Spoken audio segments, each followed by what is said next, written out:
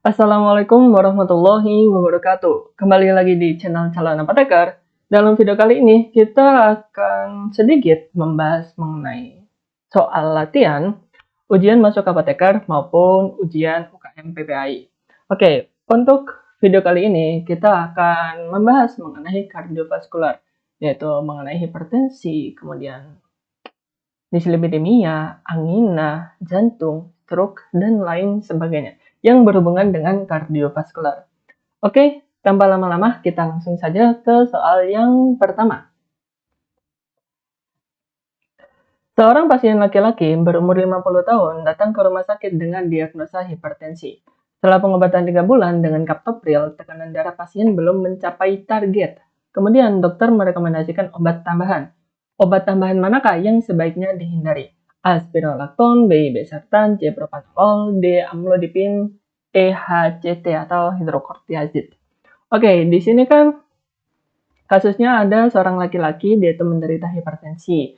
Dia tuh udah dikasihkan kaptopril nih, berarti ada obat pertama kaptopril, tetapi dia tuh belum mencapai target tekanan darahnya, atau tekanan darahnya itu belum turun. Kemudian dokter itu ingin menambahkan obat. Obat apa yang dihindari? Oke, kalau di soal ini itu berarti kaptopril itu merupakan golongan ACI. ACI atau ACE inhibitor. Untuk ACE inhibitor itu tidak boleh dikombinasi dengan golongan ARB. Nah, untuk golongan air, kenapa nggak boleh dikombinasi? Ya, karena ACI dan juga ARB itu mekanismenya itu hampir sama, di mana dia itu akan menghambat produksi angiotensin 2. Nah, ketika dua hal sama ini digabungkan, dia tuh ya nggak boleh kayak gitu. Ya percuma aja kayak gitu. Jadi, jawaban yang paling tepat untuk pembahasan atau soal ini yaitu B, Irbesartan. Karena Irbesartan itu merupakan golongan ARB, kalau spironolactone itu diuretik hemat kalium atau aldosteron antagonis, kemudian propanolol itu golongan beta blocker, amlodipin CCB, HCT termasuk golongan jadi diuretik. Oke, kita lanjut. Nah, yang tata laksana hipertensi, AC atau ARB. Jadi harus dipilih salah satu aja nih. Nggak boleh, dua-duanya itu nggak boleh kayak gitu. Oke, kita lanjut ke soal yang nomor 2. Tuan A mengeluh akhir-akhir ini setelah mengalami dispepsia setelah mengkonsumsi obat antihiperlipidemia. Obat manakah yang memiliki resiko tinggi menyebabkan dispepsia?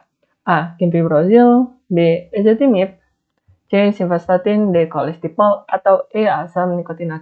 Oke, jadi dia itu ada seorang pasien nih. Dia itu sedang menjalani terapi antihiperlipidemia atau dislipidemia. Kemudian, setelah mengonsumsi obatnya, dia itu mengalami dispepsia. Lah, dispepsia itu kayak nyeri pada perut bagian atas. Lah, di mana dispepsia sendiri dia itu efek samping dari golongan bukan gemfibrozil, dia itu golongan fibrat.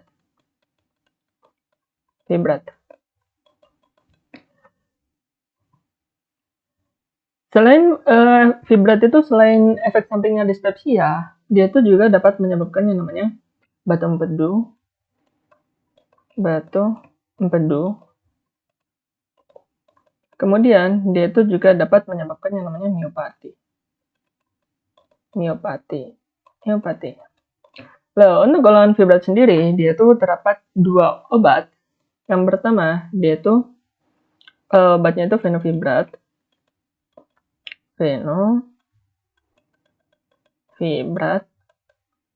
Dan satu lagi dia itu gemfibrozil.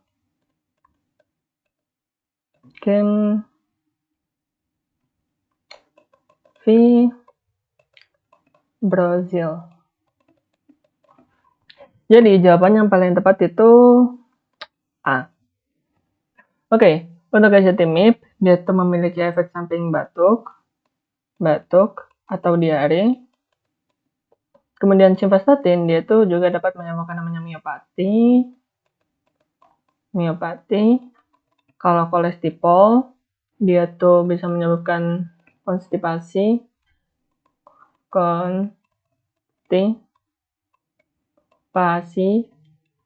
Kemudian kalau asam nikotinat atau nikotinic acid, dia itu bisa menyebabkan namanya hipoglikemi,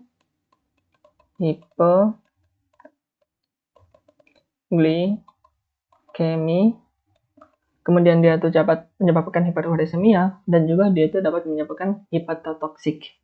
Jadi jawaban yang paling tepat itu adalah A, gemfibrozil. Golongan fibrat memiliki efek samping dispepsia, batu empedu, dan juga miopati. Ini berdasarkan panduan pengelolaan dislipidemia di Indonesia pada tahun 2021. Oke, lanjut ke soal yang nomor 3. Seorang pasien mengalami gagal jantung. Seminggu yang lalu, pasien keluar dari rumah sakit dan menjalani terapi furosemid, propanolol, captopril, dan ISDN.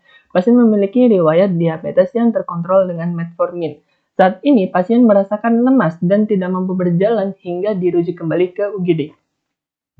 Diketahui kadar kalium pasien hanya 2,1 milimol per liter, sehingga pasien didiagnosa hipokalemia akibat obat. Obat yang berpotensi menyebabkan efek samping yang dirasakan pasien adalah, jadi pasien tersebut itu mengalami hipokalemia, dan hipokalemia itu diakibatkan oleh efek samping obat yang di atas.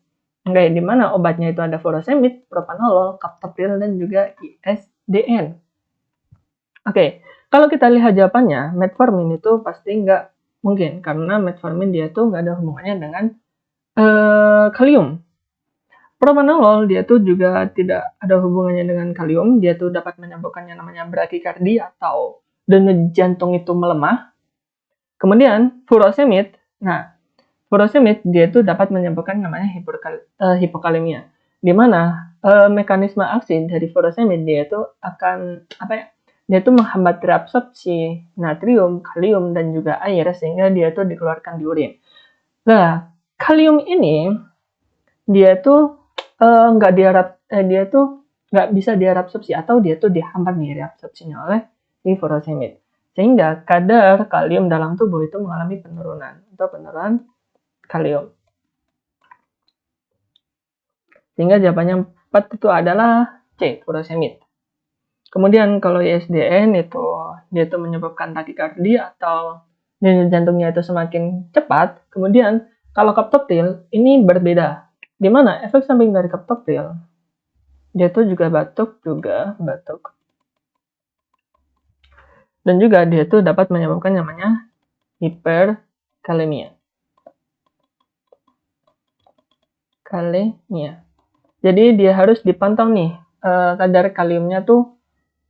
Kalau pengobatan captopril atau golongan ARB maupun ACI itu harus dipantau kadar kaliumnya, karena dia itu dapat menyebabkan yang namanya hiperkalemia. Jadi untuk soal nomor 3 jawaban yang paling tepat yaitu furosemid. Efek samping furosemid yaitu elektrolimbial, yaitu salah satunya yakni hipokalemia. Oke, kita lanjut ke soal yang nomor 4. Seorang wanita berusia 55 tahun memiliki riwayat penyakit angina, asma, dislipidemia, dan juga hipertensi. Pasien mendapatkan terapi obat fluticasone dan salmeterol, acetosal, simvastatin, dan juga lisinopril. Pasien mengeluh nyeri otot pada bagian paha dan lengan. Obat yang mungkin menyebabkan efek samping obat di atas adalah, jadi di soal ini dia tuh sedang menderita asma, angina, dislipidemia, dan juga hipertensi. Ya, ini sangat complicated banget ya untuk sebuah kasus. Kemudian pasien itu mengalami nyeri otot nih, berarti dia tuh menyeri otot pada bagian paha dan lengan. Kalau nyeri otot itu dia tuh biasanya penggunaan obat statin. Nah, di mana di sini tuh udah dijelasin nih, ada simvastatin. Berarti ini kemungkinan yang paling benar. Jadi kita simpan terlebih dahulu nih. Kemudian kalau nitrogliserin nih, nitrogliserin dia tuh nggak nyebabin nyeri otot atau miopati, tapi dia tuh bisa menyebabkan hipertensi dan juga ruam pada kulit. Kemudian fluticasone dan juga salmeterol dia tuh untuk untuk asma dia tuh nggak nyebabin miopati, Jadi bukan ini, kemudian asetosal juga nggak bisa nyebabin angipati, dia itu akan menyebabkan gangguan GI atau gastrointestinal. Kemudian kalau lisinopril itu golongan kaptopril kan ya? Itu bisa menyebabkan batuk. Jadi jawaban yang paling tepat itu adalah simvastatin. Karena simvastatin dia itu bisa menyebabkan namanya miopati. Nah, miopati itu kayak apa ya? Nyeri otot, kemudian kebas. Nah, itu merupakan gejala dari miopati. Nah, penggunaan simvastatin selama 12 bulan dapat menyebabkan kejadian miopati atau mialgia, miolisis, dan juga rhabdomyolisis. Nah, gejala miopati salah satunya yaitu nyeri otot pada baha dan juga lengan. Jadi kalau misal di soal itu efek sampingnya itu nyeri otot atau miopati atau rhabdomyolisis, lah itu sudah dipastikan biasanya itu akibat dari obat simvastatin. Kayak gitu. Oke, kita lanjut ke soal yang nomor 5. Nyonya C berusia 65 tahun memiliki riwayat penyakit jantung dibawa ke ICU dengan keluhan sulit bernafas. Berdasarkan hasil pemeriksaan, terdapat penumpukan cairan di paru-parunya. Obat apakah yang direkomendasikan untuk Nyonya C tersebut? Oke, di sini kan ada sedikit clue atau ya kata kuncinya yaitu merupakan penumpukan cairan di paru-paru. Nah, penumpukan cairan ini itu bisa kita sebut dengan edema. Nah, untuk pengobatan edema itu biasanya digunakan adalah furosemid.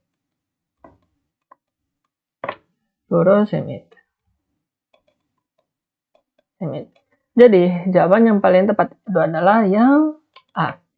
Oke, biasanya edema sendiri atau penumpukan cairan itu disebabkan oleh golongan dari CCB atau calcium channel blocker. Nah, di mana efek samping dari calcium channel blocker itu merupakan salah satunya yaitu edema. Biasanya dia tuh edema atau pembengkakan atau penumpukan cairan itu kalau CCB itu biasanya paling sering itu di kakinya. Jadi kakinya tuh kayak bengkak kayak gitu. Ini CCB. Jadi efek samping dari CCB yaitu edema atau penumpukan cairan. Penumpukan cairan di paru-paru atau edema itu dapat diatasi dengan diuretik loop. Jadi kalau kalau penumpukan cairan atau edema aja ya pasti jawabannya furosemid atau diuretik loop. Dia tuh golongan diuretik loop. Oke, kita lanjut ke soal yang nomor 6. Seorang pasien didiagnosa hipertensi. Dokter meresepkan furosemid 2 kali 20 mg. Selama penggunaan furosemid, monitor apa yang sebaiknya dilakukan? Oke, ini udah dijawab tadi ya furosemid. Lah, di mana furosemid dia tuh akan bisa menyebabkan yang namanya penurunan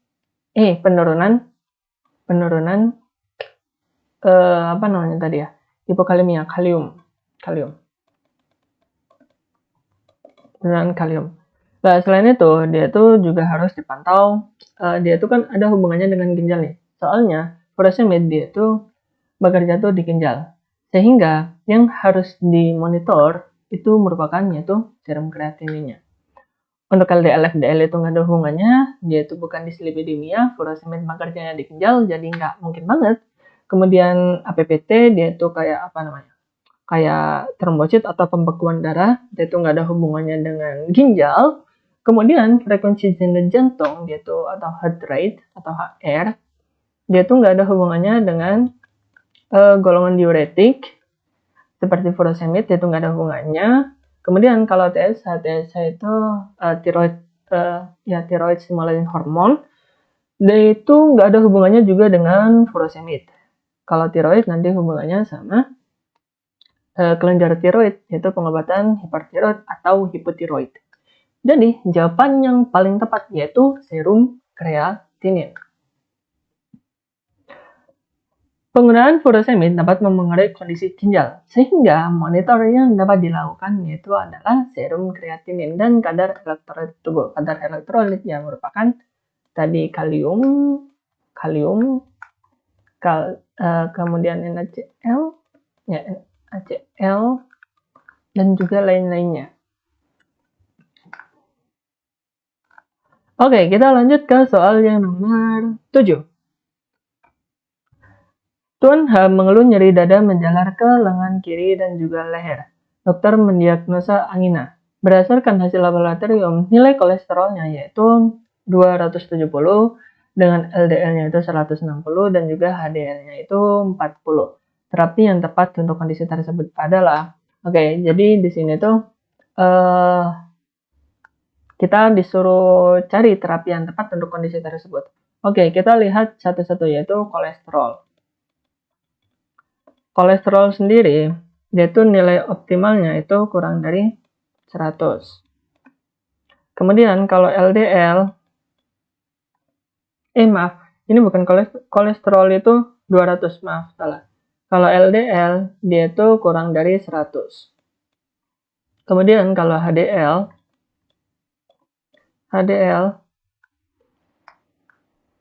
dia itu kalau nggak salah lebih dari 60 atau berapa ya? Bentar. Lebih dari 60 kalau lebih dari 40. Ya, lebih dari 40. Ini normalnya, nilai normalnya. Berarti kita dapat dilihat, berarti kolesterolnya itu tinggi dan juga LDL-nya itu sangat tinggi. Nah, untuk kolesterol dan juga LDL itu biasanya yang paling sering kita lihat yang pertama yaitu adalah LDL. Dimana ketika kondisi LDL-nya itu tinggi, sementara kolesterolnya itu cuma segini aja, nggak sampai tinggi-tinggi banget.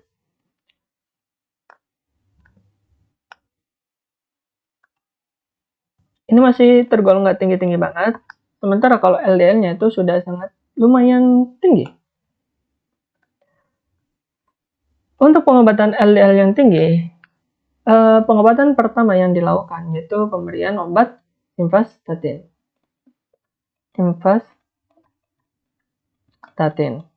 Kemudian, apabila simvastatin itu nggak bisa mengontrol si LDL ini atau menurunkan si LDL ini, kita dapat diganti atau kita tambahkan dengan ezetimibe.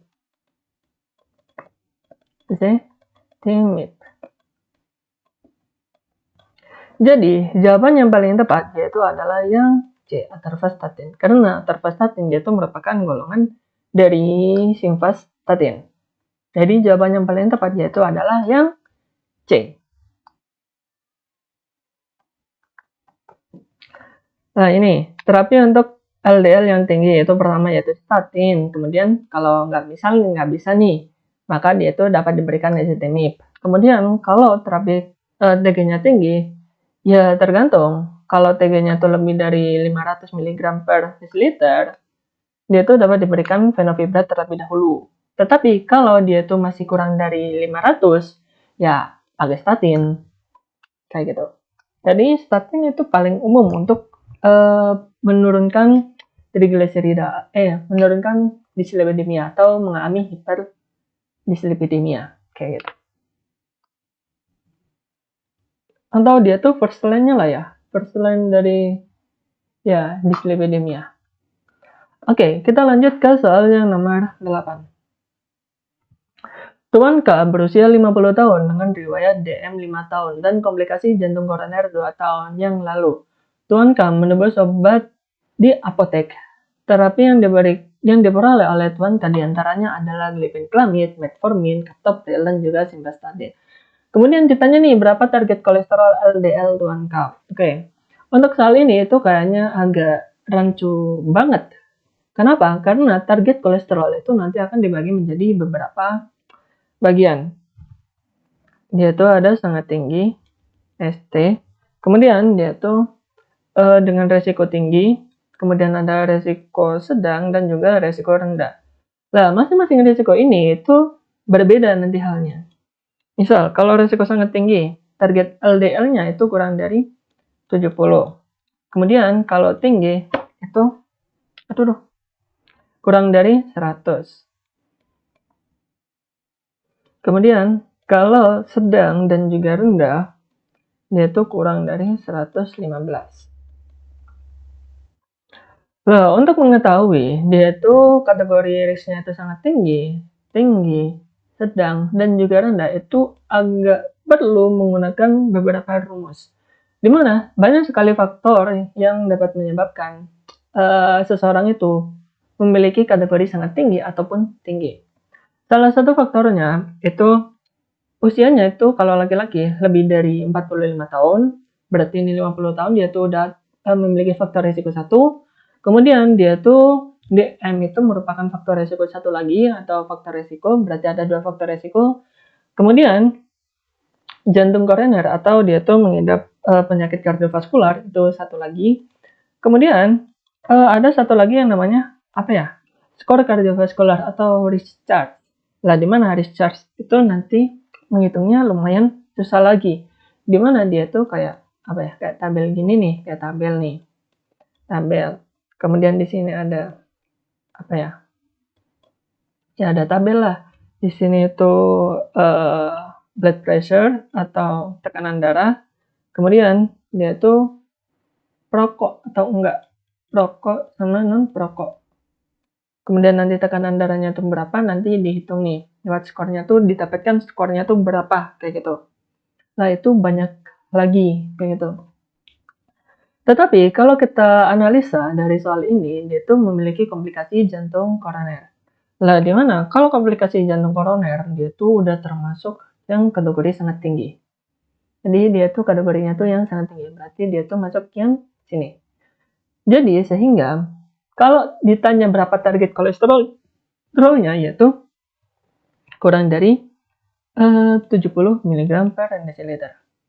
Nah, kemudian ada satu lagi yang menyebutkan bahwasannya untuk resiko tinggi, target LDL-nya atau LDL goals-nya itu 55.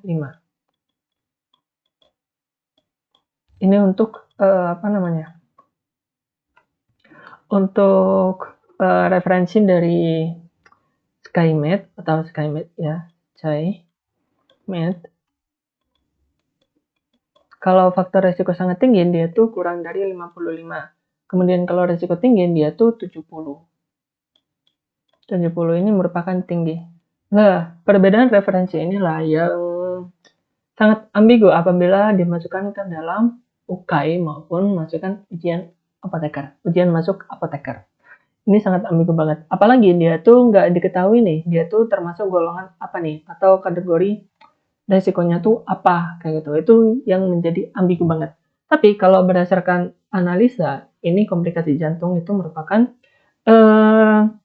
faktor risiko yang sangat tinggi sekali. Kayak gitu. Jadi, target LDL-nya yaitu kurang dari 70. Nah, ini sama aja, dia tuh target terapinya itu kurang dari 70 mg per desiliter. Oke, kita lanjut ke soal yang nomor 9. Nyonya H itu berusia 55 tahun, didiagnosa mengalami hiperlipidemia, dan diberikan terapi tablet fenofibrat. Bagaimana mekanisme obat tersebut? Jadi, golongan fenofibrat, dia itu memiliki aksi yaitu mengurangi jumlah trigliserida dalam plasma. Jadi, jawaban yang paling tepat itu adalah yang E. Kemudian kalau menghambat enzim CoA reduktase, dia itu golongan statin. Kemudian kalau mencegah absorpsi kolesterol, itu golongan ezetimibe.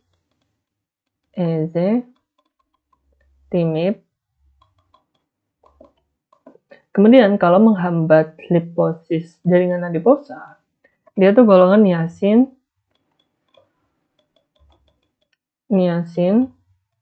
Kemudian kalau mencegah reabsorpsi asam empedu, dia tuh golongan kolesteramin.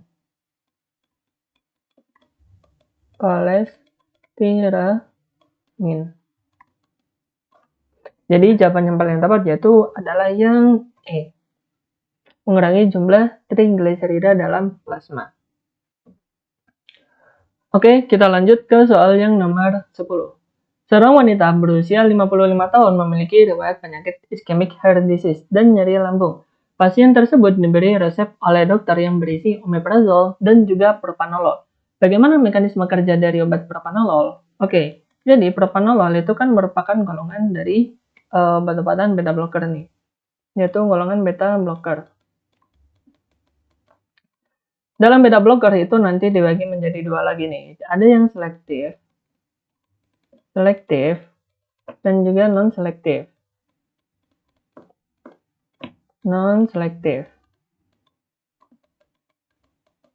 Kalau yang selektif, dia itu hanya menghambat si beta 1 aja nih, beta 1 yang terdapat di jantung.